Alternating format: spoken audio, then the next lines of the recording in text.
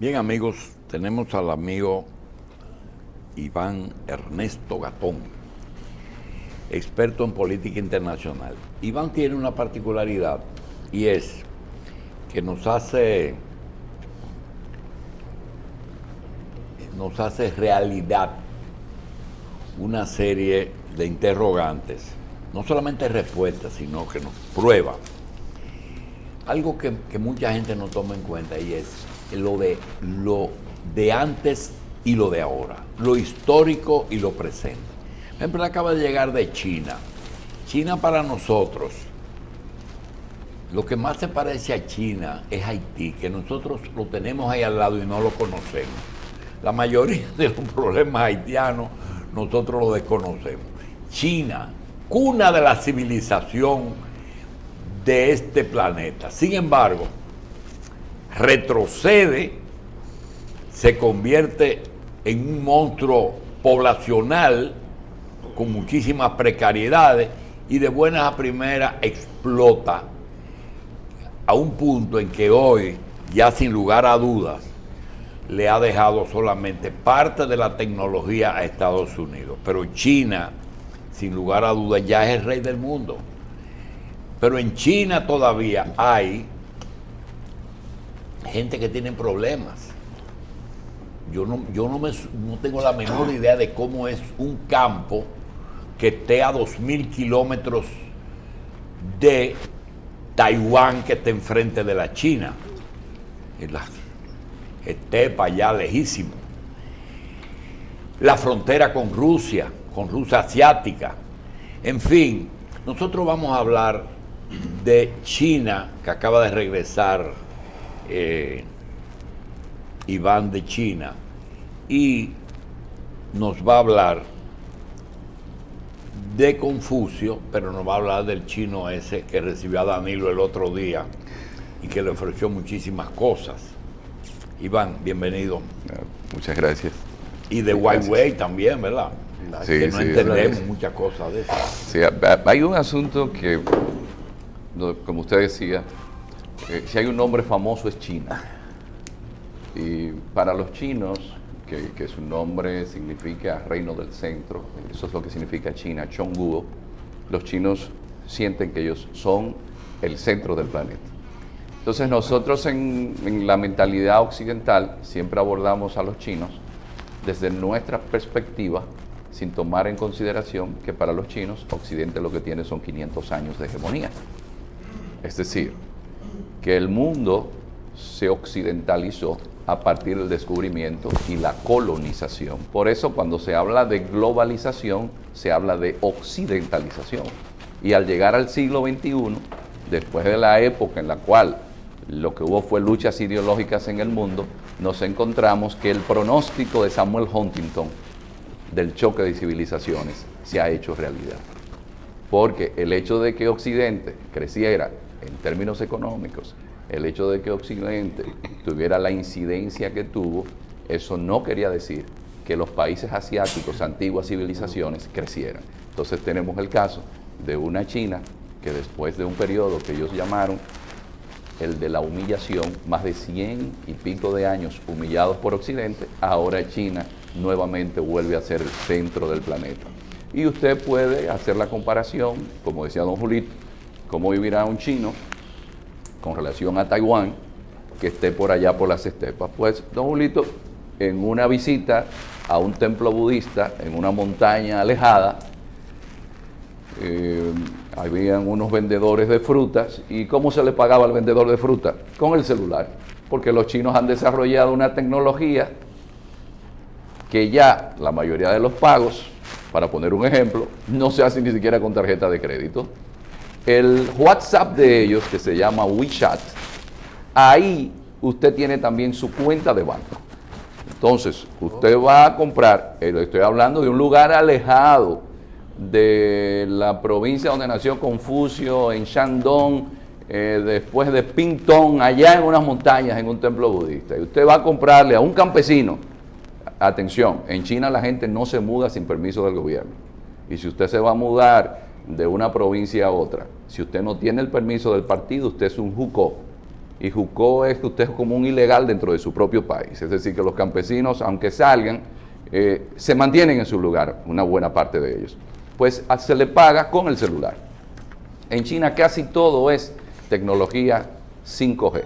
Ya en China, por ejemplo, los tractores que se utilizan para la agricultura, a través de una plataforma que se llama Baidu, porque China desde el desastre del Challenger le envía a Estados Unidos los satélites a la Luna, los tractores se están manejando sin choferes. Es decir, O sea, que ya los chinos... por coordenadas satelitales. Por coordenadas satelitales. Es decir, se hace la programación y para eficientizar el uso de la tierra, porque China tiene un problema de que posee el 20% de la población mundial, pero apenas puede producir comida para el 7% de esa población. Entonces, esa China, a pesar de que existe pobreza y los chinos lo admiten, es decir, el gobierno chino admite, nosotros somos un país en vías de desarrollo, porque todavía tenemos más de 200 millones de pobres. Ahora, el compromiso del Partido Comunista es de aquí a que se cumplan los 100 años del triunfo de la revolución, eliminar la pobreza. Y ahí es que viene lo que en una reflexión que tuve que realizar para las clases que estuve dando en China, y es que increíblemente, y don José Israel, que es un hombre que trabajó la política, sabe que tanto el socialismo como el capitalismo son frutos de ideas ilustradas europeas.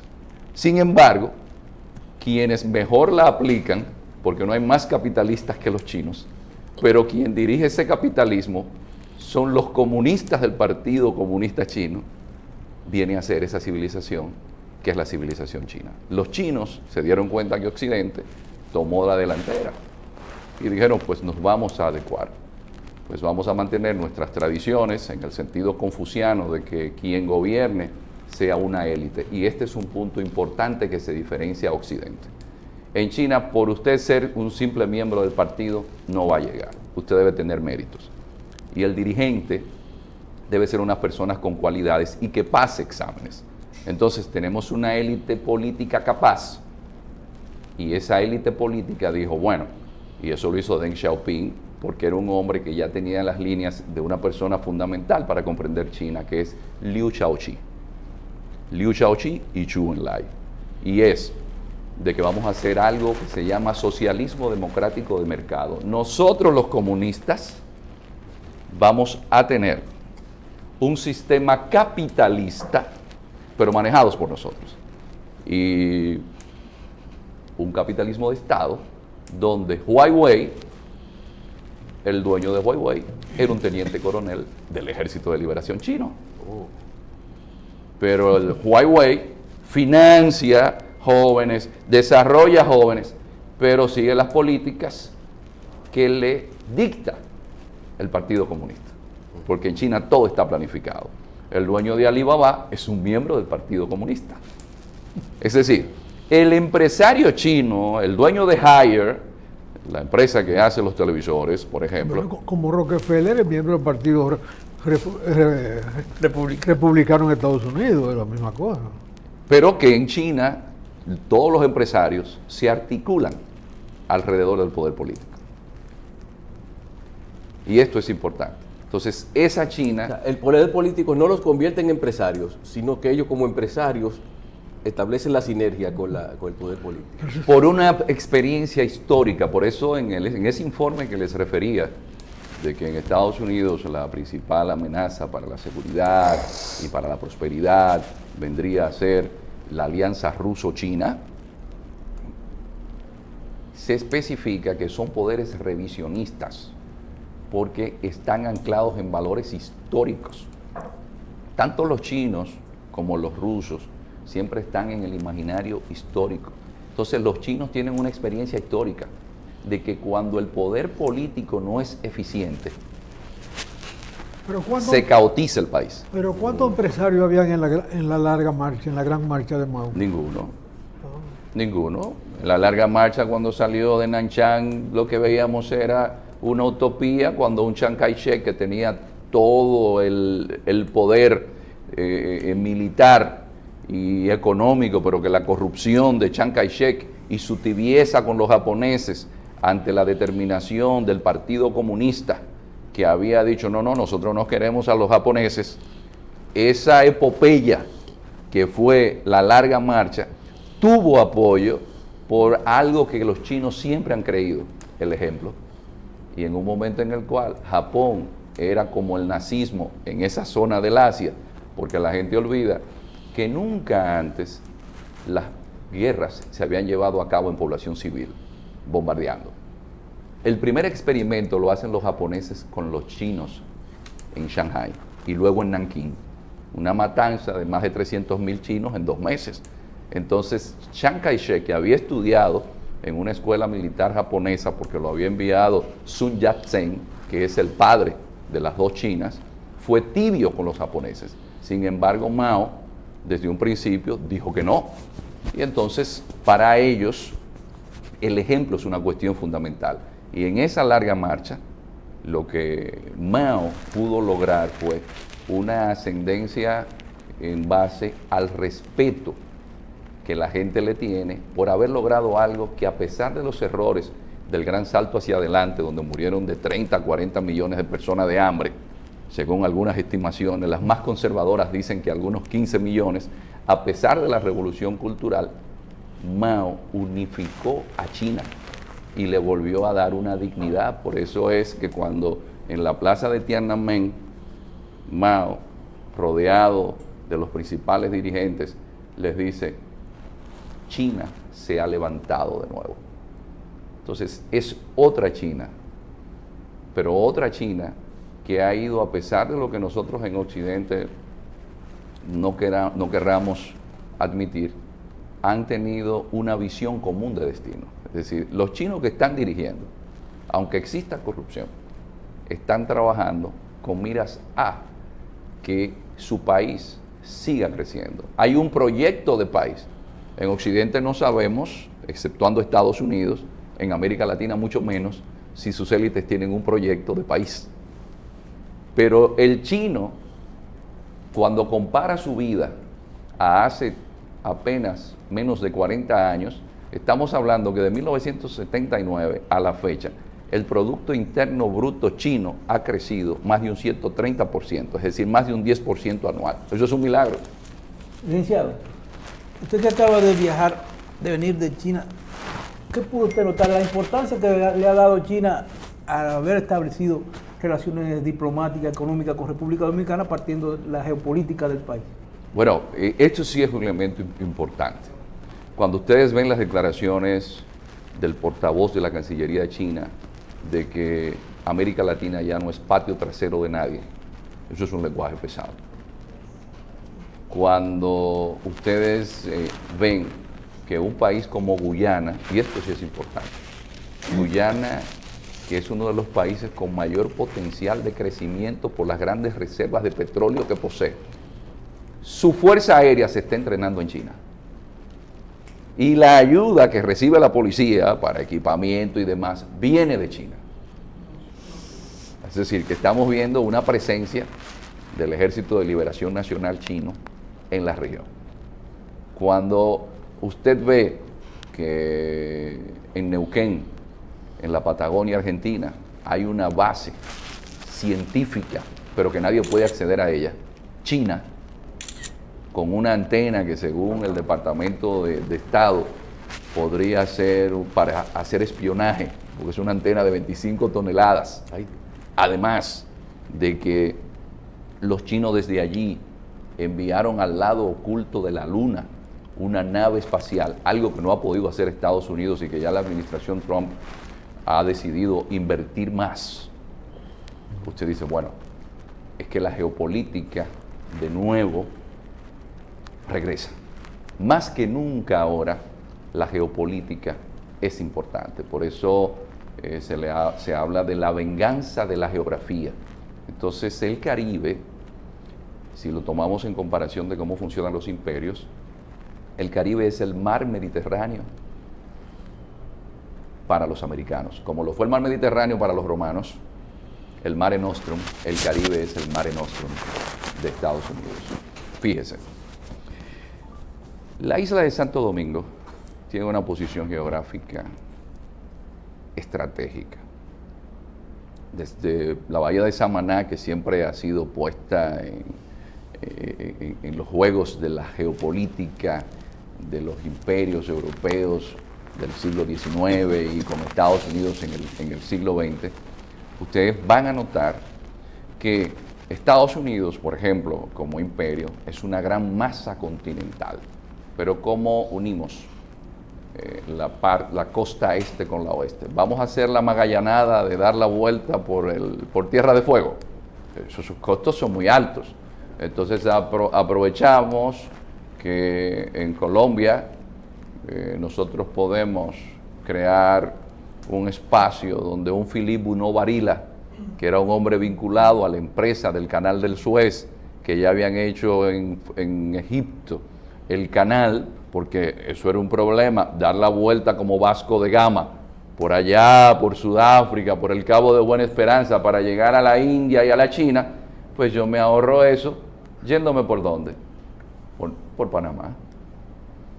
Incluso la gente no sabe que Teodoro Roosevelt, que dijo, yo me tomé Panamá, no consigue la reelección porque un periodista llamado George Pulitzer se puso a investigar y descubrió que habían unas facturas que los numeritos no daban y que hubo un mal manejo del dinero del erario público.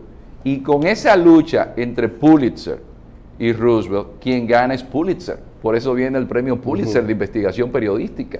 Y es por el canal de Panamá. Y los americanos necesitaban ese canal, ¿para qué? Para recortar. Porque antes, y eso lo vemos en la importancia del puerto de Valparaíso en Chile, porque Valparaíso servía como un puerto para esa vuelta que se daba, esa circunnavegación prácticamente, pero ya con el canal de Panamá no. Aunque Dale Carnegie ya había pensado en que el paso debía ser Nicaragua. El problema es que Nicaragua tenía muchos problemas de terremoto y finalmente decidieron hacerlo por esa zona. Ahora, el asunto es geopolíticamente siempre los estrechos, la ubicación geográfica son fundamentales. De hecho, se habla de la maldición de la geografía. No nos sorprendamos, por ejemplo, que al momento de que los cubanos logran su independencia con el ejército Mambí dirigido por Máximo Gómez, se aplique la enmienda Platt y con la enmienda Platt se tome Guantánamo. ¿Por qué? Porque hay un asunto. Estados Unidos, toda su producción del centro de Estados Unidos, que es un país inmenso, ¿por dónde salía? Por el río Mississippi. El río Mississippi, ¿dónde desemboca? Desemboca en el Caribe, en el Golfo de México. Y el Golfo de México, ¿qué isla tiene acceso al Golfo de México? Cuba. Lo tiene Cuba. Es decir, a veces nosotros, porque sufrimos la disfunción de la geografía, que a veces pensamos que el río Sama es el río Potomac, no nos damos cuenta de que hay un mundo más allá, mucho más amplio, donde esa isla de Cuba, nos tomamos Guantánamo y tenemos una base militar ahí permanente. Pero República Dominicana, fíjense ustedes, cuando se da la estrategia de la expansión económica de Estados Unidos con la doctrina del Big Stick o del garrote de Roosevelt, que luego siguen los gobiernos republicanos como el de Woodrow Wilson, ocupan Haití, pero después ocupan la isla de Santo Domingo. Pero también tenían una gran incidencia en toda la zona de Centroamérica, porque en geopolítica hay algo que el gran geopolitólogo Friedrich Ratzel llamaba Lebensraum o espacio vital, que es una teoría que luego desarrolla ese gran estratega alemán que estuvo asesorando también a los japoneses, Karl Haushofer. Entonces, en la perspectiva de Lebensraum es que los imperios no solamente necesitan tener vías de paso, sino que también necesitan de dónde alimentarse. Y la zona de Centroamérica tenía algo importante, que eran las bananas. De hecho, el golpe de Estado a Jacobo Arbenz viene de la United Fruit Company.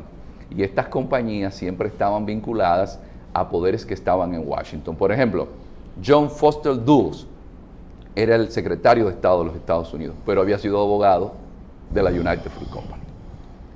Allen Dulles, su hermano, era el jefe de la CIA. Entonces, ¿cómo va a permitir que Jacobo Arbenz haga una simple reformita agraria que va a afectar a los intereses de las compañías bananeras? Entonces, la geopolítica siempre ha estado detrás. Lo que pasa es que en nuestros países no lo vemos así. Por ejemplo, mucha gente piensa que en esta zona del Caribe se podían llevar a cabo revoluciones y sin que los Estados Unidos no tuvieran en cuenta su doctrina geopolítica. De hecho, la doctrina Monroe es una doctrina geopolítica.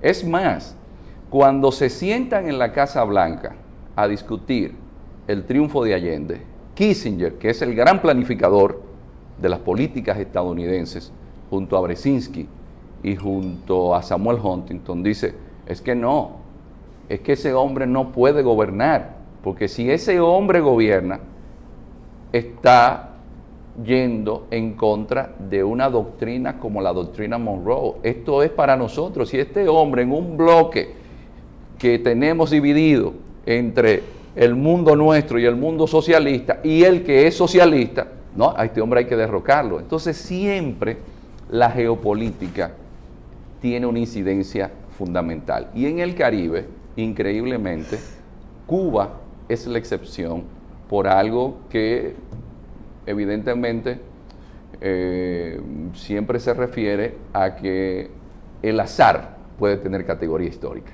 Y la revolución cubana, caer en manos de los rusos, eso fue un azar, realmente. Porque a 90 millas, cuando a los soviéticos le dijeron, mira, nosotros estamos por llegar a ti, que en este caso es una persona que fuera del aire, ya mencionaba don José Israel, y son una familia de armenios, los apellidos Mikoyan, y había un vicesecretario del Partido Comunista Ruso, Anastas Mikoyan, que fue el hombre que lo orejearon de que los cubanos estaban interesados en entrar en ese mundo soviético. Pero por eso fíjense ustedes que Cuba siempre se mantuvo aislado de todo el resto del Caribe. En geopolítica, que es esa relación de la política con el espacio territorial, nadie está exento sin importar cuán alejado se encuentre. Y el Caribe, señores, es un espacio fundamental para Estados Unidos, y como lo expresara el profesor Juan Bosch en un libro fundamental para comprender cómo en el Caribe los imperios, por ejemplo, el holandés, el español, el inglés, el francés, en el Caribe, frontera imperial, de Cristóbal Colón a Fidel Castro. Este es un trabajo que nos permite a nosotros tener un mayor nivel de esclarecimiento. Tanto es así que el almirante que estuvo a cargo de la zona del Comando Sur, cuando ya se retira, el almirante Knapp dice, y ahora que los años me obligan a reflexionar sobre mi existencia, llego a la conclusión de que en ese servicio que hice a mi patria, a final del camino, cuando veo los recorridos que hice por Panamá, por Haití, República Dominicana, estuve trabajando más por los intereses de Wall Street. Es decir, pero esa coherencia que tiene el desarrollo norteamericano con el desarrollo social, económico, empresarial, es clara. Lo que no se entiende es que en China de repente hayan descubierto que la etapa superior del capitalismo es el socialismo, pero que la etapa inferior del socialismo no está construida, que es el capitalismo. Eso es lo que extraña en este juego. Entonces hay que construir capitalismo y en consecuencia dueños de empresas, burguesía, banqueros y todos los dañafiles que componen la sociedad capitalista. Es la parte que queda no clara. No he viajado varias veces a China, yo nunca lo he hecho, pero le daba mucho seguimiento a aquello. Y pude identificar a Deng Xiaoping como la cabeza que iba a dirigir el asunto. Sin embargo, siempre me ha extrañado cómo de repente los chinos aprendieron capitalismo. Llegan aquí emigrados, tú no sabes si emigrados porque están mal con el gobierno, porque están bien con el gobierno. Llegan aquí y son capitalistas, pero brutales, implacables, trabajan 14 horas, pero imponen también 14 horas y 16 horas de trabajo a la gente que está con ellos. Evaden impuestos como cualquier dominicano que apenas está empezando una empresita. Entonces, ¿cómo se conjuga ese cambio cultural tan radical que hace que un coronel del Ejército de Liberación Chino de repente sea un genio de la empresa? Sí, es que los chinos, una peculiaridad de ellos, y esto sí es importante, los chinos como se ven obligados por Occidente, humillados, tienen obligatoriamente que adaptarse dentro de su cosmovisión, de su filosofía en el Tao, es tomar en consideración que la vida tiene sus altas y sus bajas. Y por ejemplo, si un chino, eso me lo explicaba un profesor en una clase allá, si un chino ve que usted tiene una pistola en la mano, él no se va a suicidar. Él tiene que esperar a que él también tenga una pistola. Entonces los chinos lo que hacen es, en esa perspectiva del Tao, de que yo tengo que buscar el equilibrio hasta donde yo pueda encontrarme mejor, yo lo que voy a hacer es esperar el momento oportuno. Y si tengo que adaptarme a las circunstancias, como decía Ortega y Gasset, yo me voy a adaptar aunque esto no pertenezca a mi cultura. De ahí la grandeza de los chinos en haberse podido adaptar, incluso con un libro que él hizo o terminó en Punta Cana. Henry Kissinger, en una de las obras fundamentales para comprender a China, el libro que se llama China, dice que una razón por la cual los chinos son la civilización viva más antigua que tiene el planeta es que en el momento en el que llegaron, por ejemplo, los mongoles, que no eran chinos, se adecuaron a los mongoles y lo dejaron gobernando como 300 años. Cuando llega otra dinastía que no es china, sino manchú, como la dinastía Qin, ¿qué hacen ellos? Nos adecuamos hasta que podamos volver a nuestro redil. Entonces esa es una peculiaridad de los chinos.